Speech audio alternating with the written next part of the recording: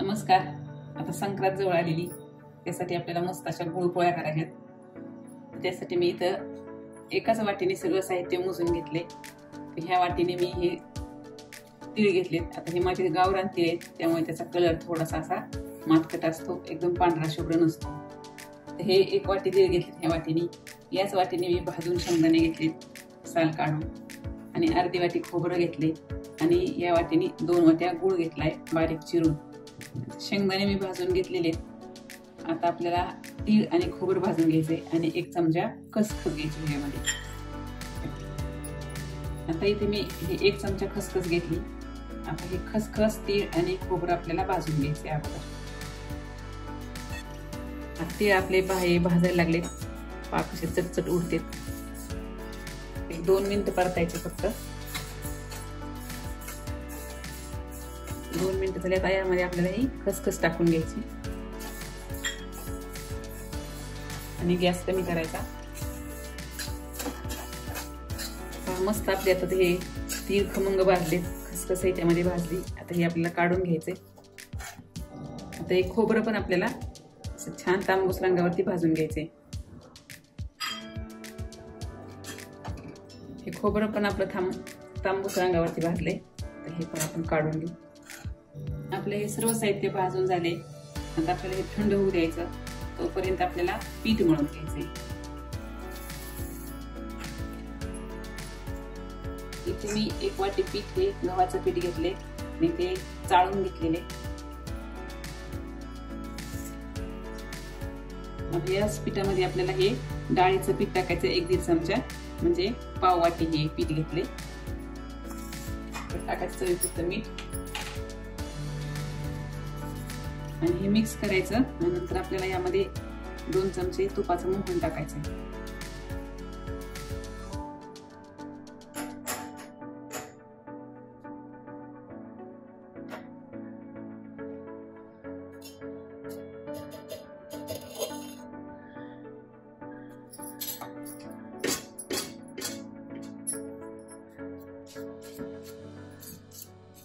तर हे तूप आपल्याला कडकडीत गरम करायचंय.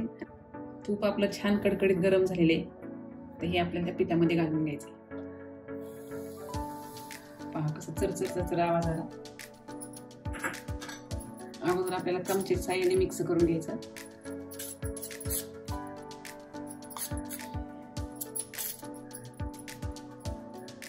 आता आपल्याला हे हाताने तूप चांगलं चोळून घ्यायचंय सगळ्या पिठाला.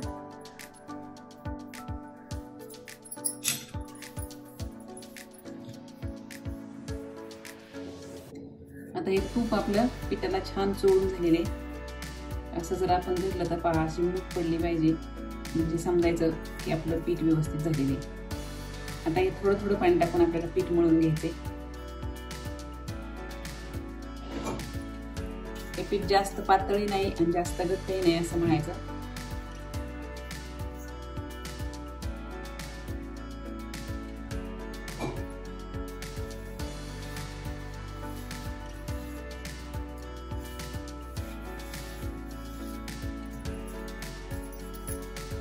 आता हे छान पीठ मिळून झालेले. याला आपल्याला थोडंसं तेल लावायचं, आणि 10-15 मिनिटं आपल्याला झाकून ठेवायचे.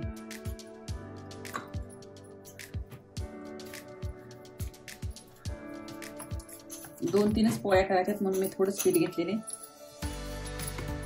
त्याच्याबरोबर 4 पोळ्या होतील.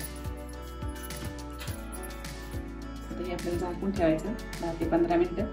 तोपर्यंत आपल्याला सारण तयार करून घ्यायचं. सारण तयार करायला आपल्याला हे साहित्य आता आपण भाजून ठेवलं होतं, हे सगळं थंड झाले. तर अगोदर आपल्याला शेंगदाणे बारीक करून घ्यायचे. ते शेंगदाणे बारीक करून घेतलेत मी. आता आपल्याला तीळ बारीक करून घ्यायचे. हे तीळ थोडे बारीक झाले, त्यातच आपल्याला खोबरं पण टाकून घ्यायचं, आणि पुन्हा एकदा फिरवायचं. आता आपले हे तीळ खोबरं बारीक झाले, ते शेंगदाण्याच्याच कुटामध्ये टाकून घ्यायचं.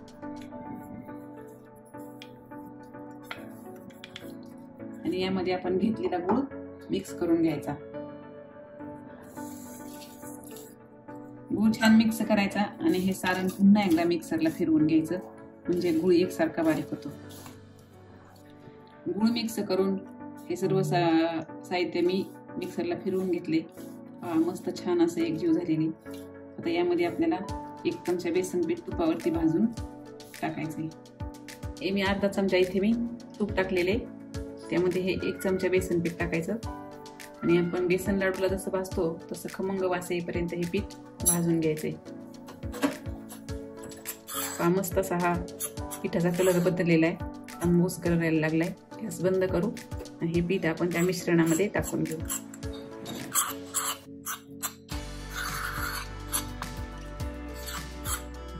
पीठ आपल्याला त्यामध्ये छान मिक्स करून घ्यायचं.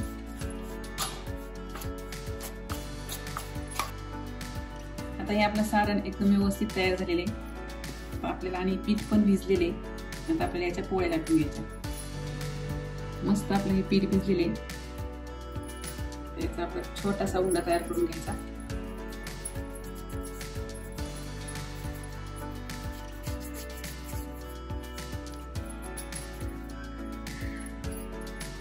याच्या हातावरतीच आपल्याला पातळ अशी पारी तयार करून घ्यायची.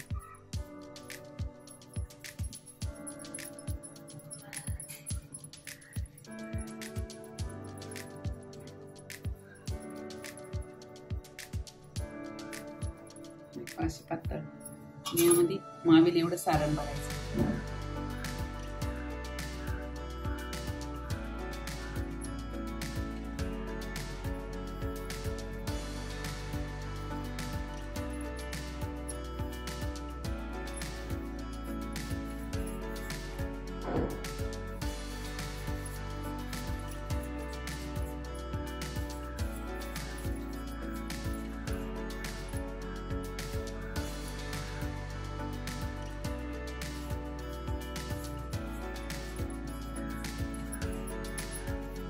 वरचं पीठ आपल्याला काढून टाकायचं.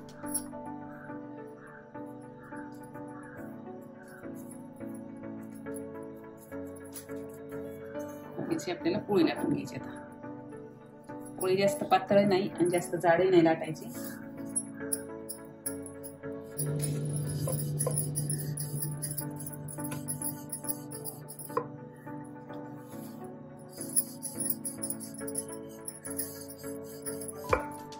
ही आपली गुळपोळी लाटून झाली. आता ही आपण तव्यावरती भाजून घेऊ.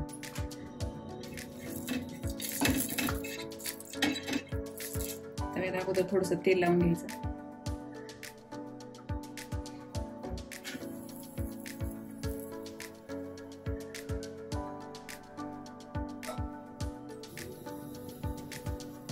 पोळीला आपल्याला दोन्ही बाजूने तेल लावून घ्यायचं.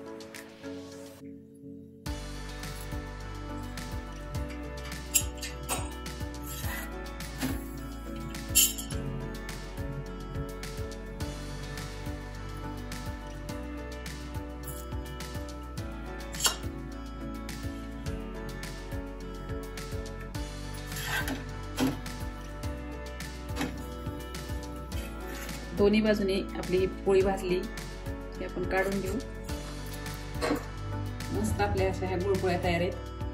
नक्की करून पहा. आवडल्यास लाईक करा, शेअर करा आणि कमेंट करायला विसरू नका. हे पहा आपल्या प्रत्येक पोळीचं कडेपर्यंत सारण आहे. पहा त्यामुळे अशा पद्धतीने नक्की करून पहा. मस्त खुसखुशीत पोळ्या होतात.